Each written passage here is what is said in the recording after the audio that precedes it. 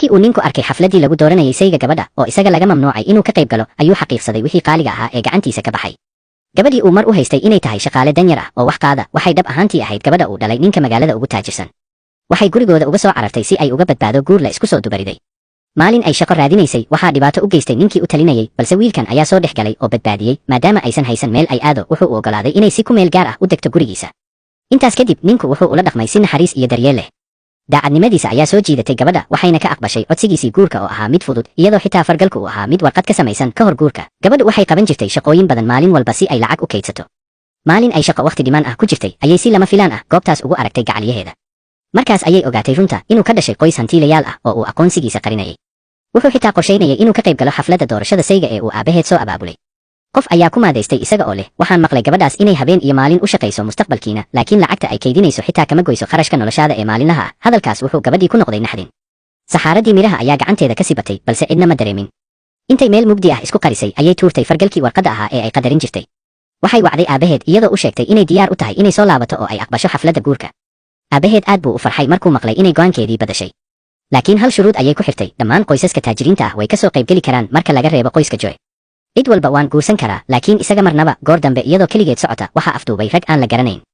si xun ayaa loo dhaawacay waxaana looga tegay meel cidlo ah. waxay ogaatay in shirqoolkan ay soo maleegtay haweenaydii uu ninku aadka u daryeeli jiray.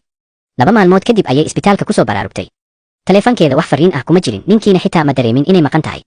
qalbigeedu gebi ahaanba wuu jabay. waxay go'aansatay inay xiriirkaas soo afjarto. maalintii ay isbitaalka ka baxaysay waxay aragtay ninkii oo si taxadar leh u garab taagan haweenaydii kale oo canqowga ka dhaawacan wuxuu ku qaylinayay iigu yeera dhakhtarka ugu fiican. haweenaydaasi waxay ahayd jacaylkiisii hore. markay aragtay sida uu ula dhaqmayo gabadhu waxay xaqiiqsatay inaysan ahayn qofka uu ugu jecel yahay. waxay aaday maqaayadii ay ka shaqaynaysay si ay isku casisho. maamulihii ayaa weydiiyey sababta aysan lacag u kaydsanaynin mar dambe.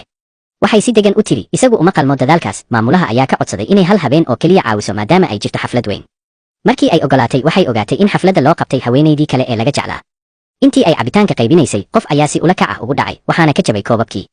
ninkii markuu arkay wuu argagaxay. waxay tidhi anigu waan shaqaynayaa adiguna maxaad ka samaynaysaa halkan. wuxuuna bilaabay cudurdaar been ah. saaxiibkiis ayaa beenta ku taageeray taasoo gabadha ku abuurtay dareen karaahiyo ah. haweenaydii ayaa soo istaagtay iyadoo dalbanaysa in laga bixiyo lacagta cabitaanka qaaliga ah taasoo muujisay in wax walba lasoo qorsheeyey.